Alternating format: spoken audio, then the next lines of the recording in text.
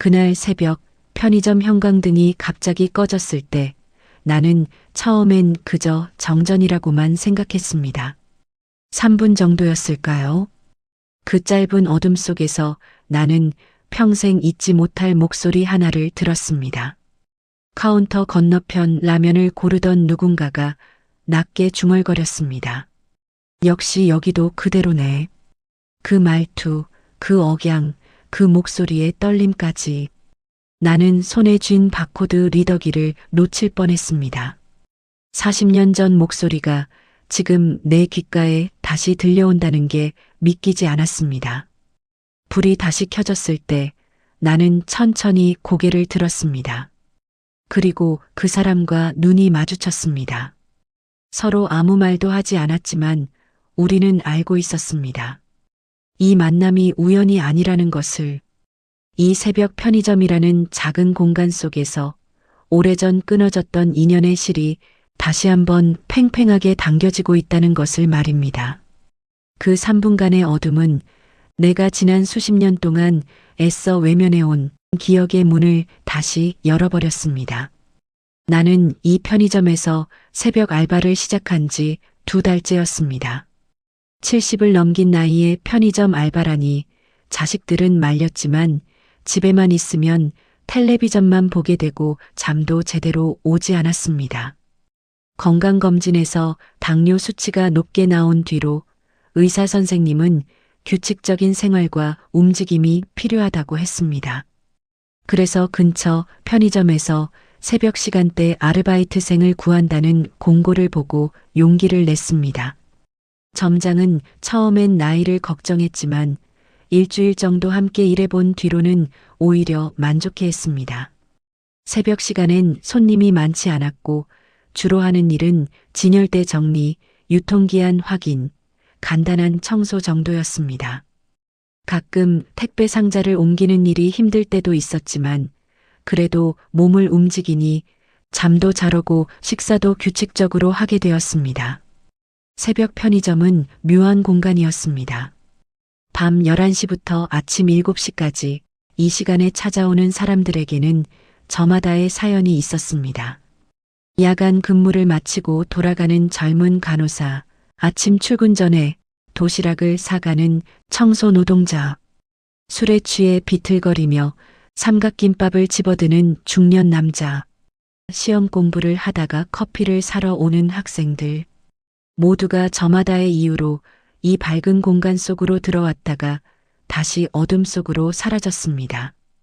나는 그들에게 어서 오세요 하고 인사를 건넸고 계산을 마치면 안녕히 가세요 하고 배웅했습니다. 그 짧은 대화 속에서도 사람들의 피곤한 눈빛과 지친 어깨를 보면 마음 한편이 짠했습니다. 그날도 평범한 새벽이었습니다. 새벽 4시가 조금 넘은 시간이었고 편의점 안에는 나 혼자뿐이었습니다. 형광등 불빛 아래서 나는 냉장고 앞 진열대를 정리하고 있었습니다. 우유 유통기한을 확인하고 뒤쪽에 있던 제품을 앞으로 당기고 빈자리를 채워 넣는 일이었습니다. 밖에서는 이따금 차 한두 대가 지나갔고 멀리서 쓰레기 수거 차량 소리가 들려왔습니다. 자동문이 열리는 소리가 났습니다. 나는 습관적으로 어서 오세요 하고 인사를 했지만 고개를 들지는 않았습니다. 손님이 들어와서 물건을 고르는 동안 나는 계속 진열 작업을 이어갔습니다. 그때 갑자기 형광등이 깜빡이더니 편의점 안 모든 불이 한꺼번에 꺼졌습니다. 순간 칠흑 같은 어둠이 편의점을 덮었습니다. 냉장고 소리도 멈췄고 계산대 모니터 불빛도 사라졌습니다. 나는 잠시 당황했습니다. 손에 쥔 우유팩을 제자리에 놓으려다가 그만 바닥에 떨어뜨렸습니다. 툭 하는 소리가 어둠 속에서 크게 울렸습니다.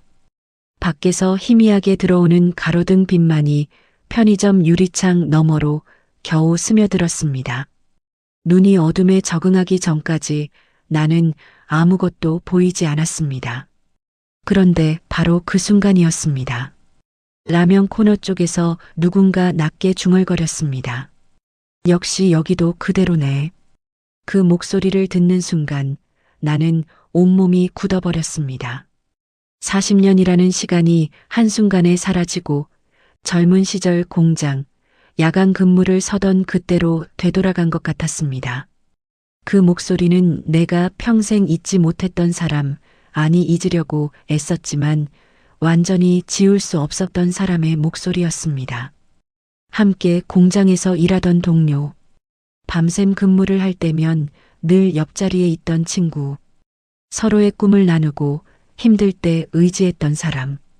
그러나 어느 날 갑자기 모든 것이 어긋나면서 결국 원수처럼 헤어진 사람이었습니다. 나는 어둠 속에서 눈을 감았습니다. 심장이 빠르게 뛰었습니다. 설마 정말 그 사람일까? 아니면 내가 너무 피곤해서 헛것을 보고 있는 걸까? 그러나 그 목소리의 떨림, 말끝을 흐리는 버릇, 낮게 깔리는 음색까지 모두 그대로였습니다. 정전은 길지 않았습니다.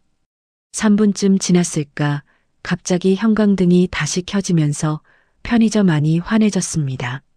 냉장고도 다시 돌아가기 시작했고 계산대 모니터에도 불이 들어왔습니다. 나는 천천히 고개를 들었습니다. 라면 진열대 앞에 한 남자가 서 있었습니다. 등이 굽은 노인이었습니다. 낡은 점퍼를 입고 있었고 머리는 반쯤 휘어져 있었습니다. 손에는 컵라면 하나를 들고 있었습니다. 그 사람도 천천히 고개를 돌려 나를 보았습니다. 우리의 눈이 마주쳤습니다. 순간 시간이 멈춘 것 같았습니다. 나는 그의 눈빛을 보는 순간 확신했습니다. 이 사람은 나와 함께 공장 야간조에서 일하던 그 친구가 맞았습니다. 그는 아무 말도 하지 않았습니다. 나도 입을 열 수 없었습니다. 그저 서로를 바라보았습니다. 그러다가 그는 천천히 시선을 돌리며 컵라면을 들고 계산대 쪽으로 걸어왔습니다. 나는 떨리는 손으로 바코드 리더기를 집어들었습니다. 삑 하는 소리와 함께 가격이 떴습니다. 1,500원입니다. 내 목소리도 떨리고 있었습니다. 그는 지갑에서 1,000원짜리 2장을 꺼내 카운터 위에 놓았습니다. 나는 거스름돈을 건넸습니다. 우리 손이 스칠 뻔했지만 그는 재빨리 손을 거두었습니다. 감사합니다. 그가 낮게 말했습니다. 그리고 돌아서서 나가려고 했습니다. 나는 그가 자동문을 향해 걸어가는 뒷모습을 보면서 입술을 깨물었습니다. 이대로 보내야 할까? 40년 만에 다시 마주친 이 인연을 그냥 스쳐보내도 괜찮을까? 머릿속이 복잡했습니다. 그러나 발은 움직이지 않았습니다. 그가 자동문 앞에 섰습니다. 문이 열렸습니다. 차가운 새벽 공기가 편의점 안으로 밀려 들어왔습니다. 그런데 그 순간 그가 멈춰 섰습니다. 문 밖으로 나가지 않고 그 자리에 그대로 서 있었습니다. 자동문이 닫혔다가 다시 열렸습니다. 그는 천천히 몸을 돌렸습니다. 그리고 나를 다시 바라보았습니다. 형? 그가 낮게 불렀습니다. 그 한마디에 나는 눈시울이 뜨거워졌습니다. 40년 동안 듣지 못했던 그 호칭이 지금 내 귓가에 다시 들려왔습니다. 나는 대답할 수 없었습니다. 목이 막혔습니다. 그는 천천히 다시 카운터 쪽으로 걸어왔습니다. 그리고 조심스럽게 말을 이었습니다. 형 맞죠? 나 기억하시죠? 나는 고개를 끄덕였습니다. 그제야 그의 얼굴에 희미한 미소가 떠올랐습니다. 그러나 그 미소는 금세 사라졌고 대신 깊은 슬픔이 그의 눈가에 어렸습니다. 형, 미안합니다. 그가 말했습니다. 정말 오래전 일인데 아직도 형한테 미안해서 잠을 제대로 못 잡니다. 나는 손을 저었습니다. 아니라고, 이젠 다 지난 일이라고 말하고 싶었지만 목소리가 나오지 않았습니다. 그는 카운터에 손을 짚고 천천히 말을 이어갔습니다. 그때 형한테 정말 큰 잘못을 했습니다. 그 일만 생각하면 지금도 가슴이 아픕니다. 나는 고개를 저었습니다. 그리고 간신히 목소리를 짜냈습니다.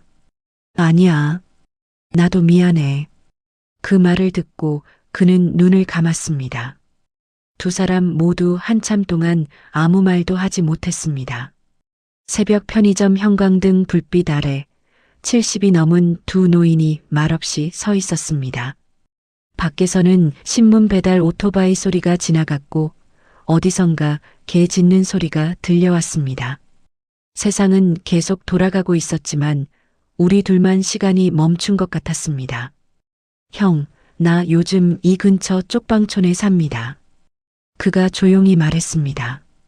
매일 새벽이면 잠이 안 와서 여기저기 걸어 다니다가 이 편의점을 발견했습니다. 오늘 처음 들어와 봤는데 설마 형을 여기서 만날 줄은 몰랐습니다. 나는 천천히 물었습니다. 그동안 어떻게 지냈어? 그는 쓴웃음을 지었습니다. 형도 보시다시피 별로 잘 살지 못했습니다.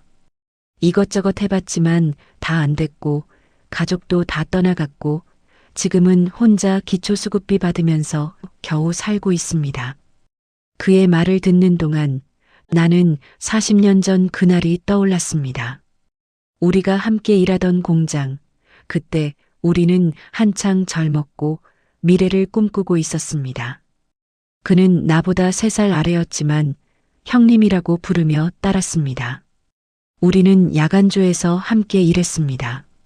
기계 소리가 요란한 공장 안에서 밤새도록 부품을 조립하고 검수하는 일이었습니다.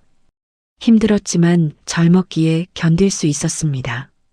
밤 12시가 넘으면 잠깐 쉬는 시간이 있었는데 우리는 공장 뒤편 계단에 앉아 담배를 피우며 이야기를 나눴습니다.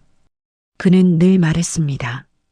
형, 우리 언젠가 여기서 나가서 작은 가게라도 하나 차려봅시다.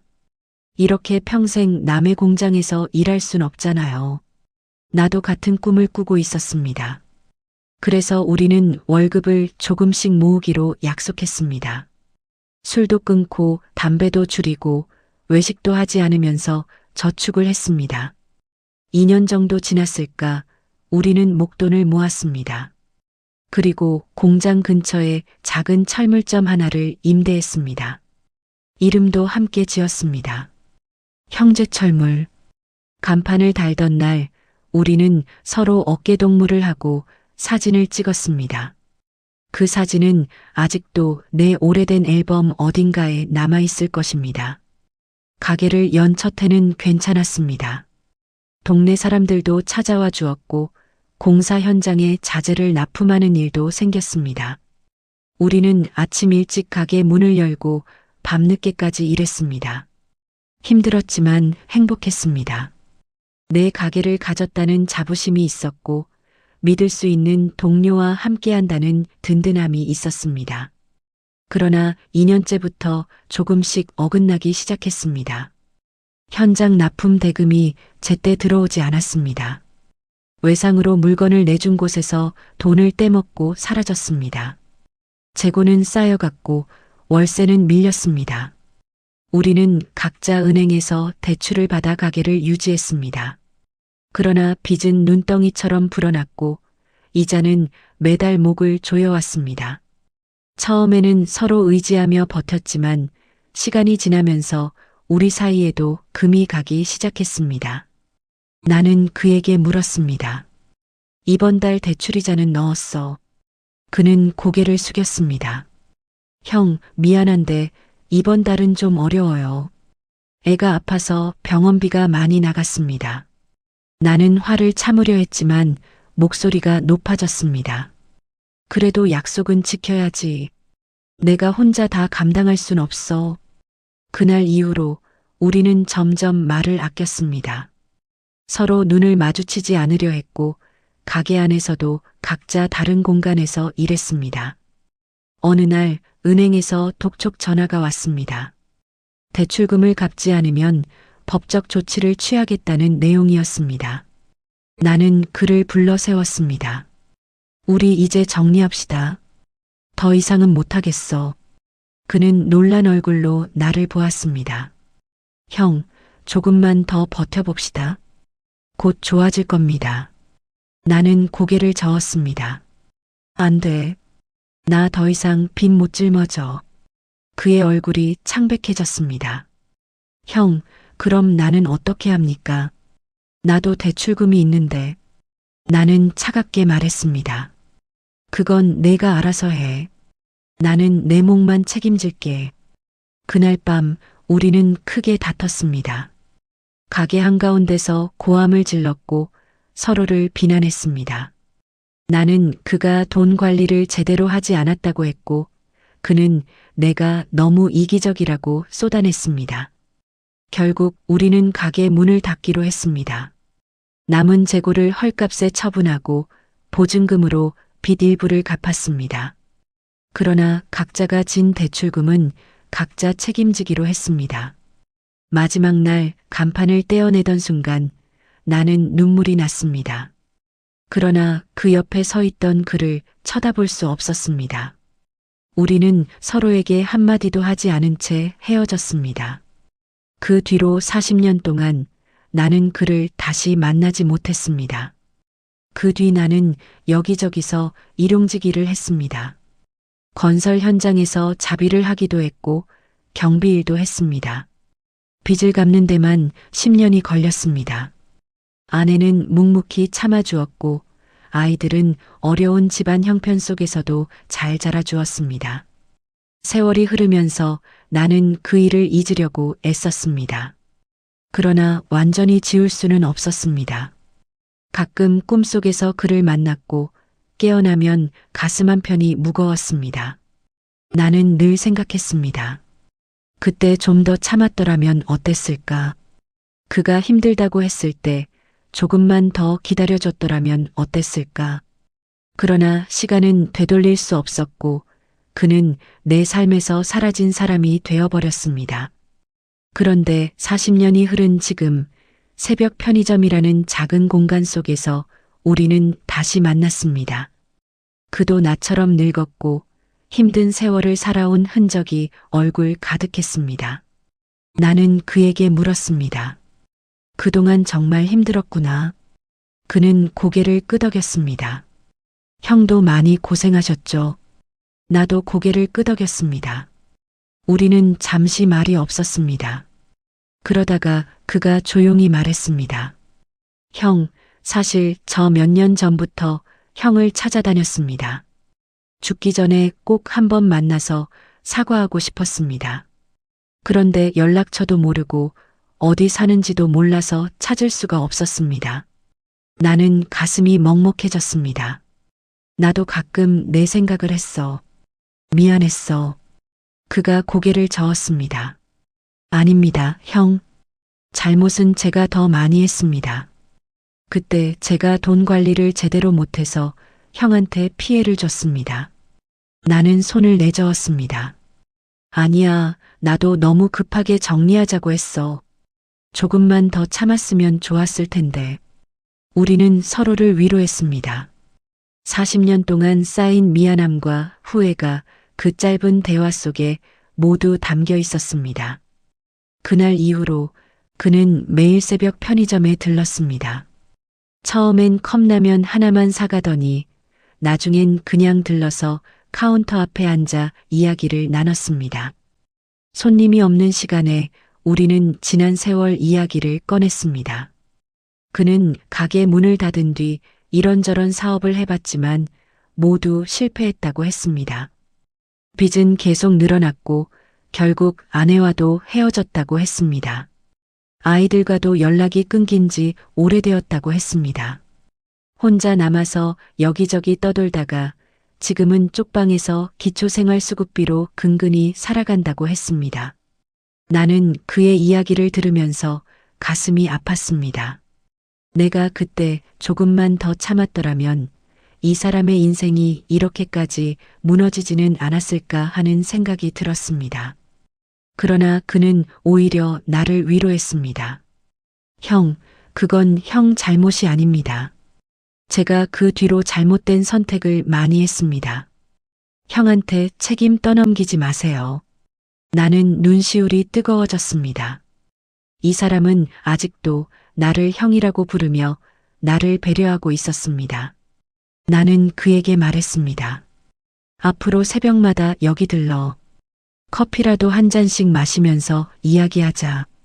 그는 고맙다고 했습니다. 그날 이후로 우리는 매일 새벽 편의점에서 만났습니다. 나는 그에게 따뜻한 커피를 내주었고 그는 카운터 옆 의자에 앉아 옛날 이야기를 꺼냈습니다. 때로는 웃기도 하고 때로는 눈시울을 붉히기도 했습니다. 어느 날 그가 조심스럽게 물었습니다. 형, 나 하나만 물어봐도 될까요? 나는 고개를 끄덕였습니다.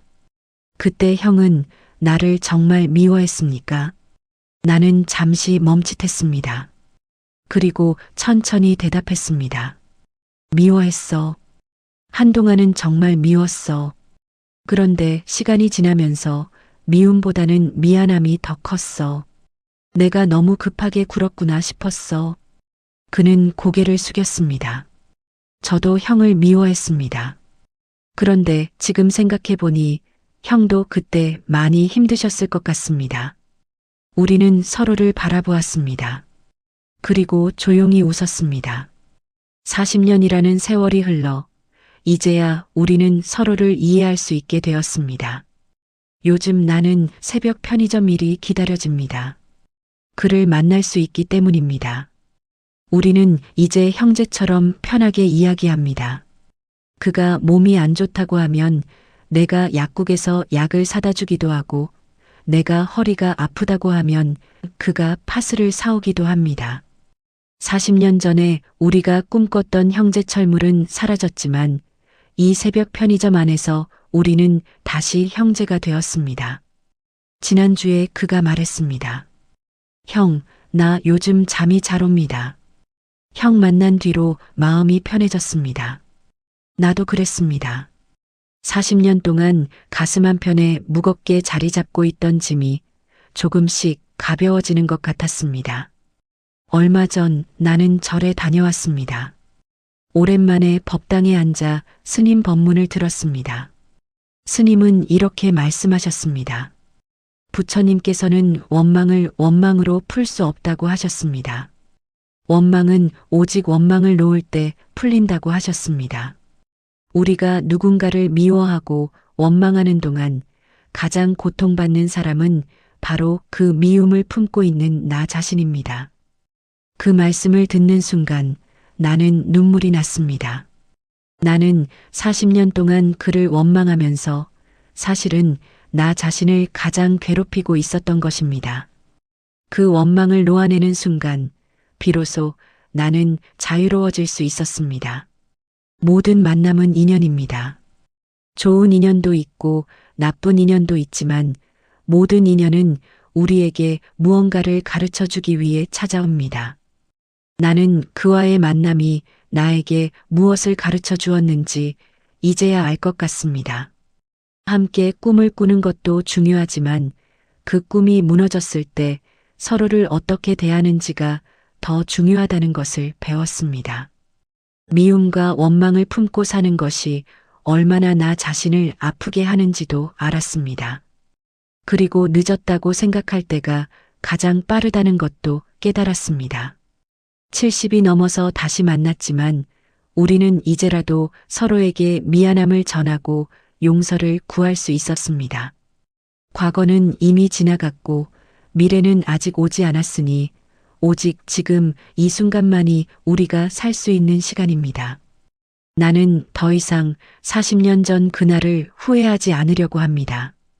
대신 지금 이 순간 새벽 편의점에서 그와 나누는 따뜻한 대화에 집중하려고 합니다. 매일 아침 그가 형 다녀갑니다 하고 인사할 때 나는 조심히 가하고 배웅합니다.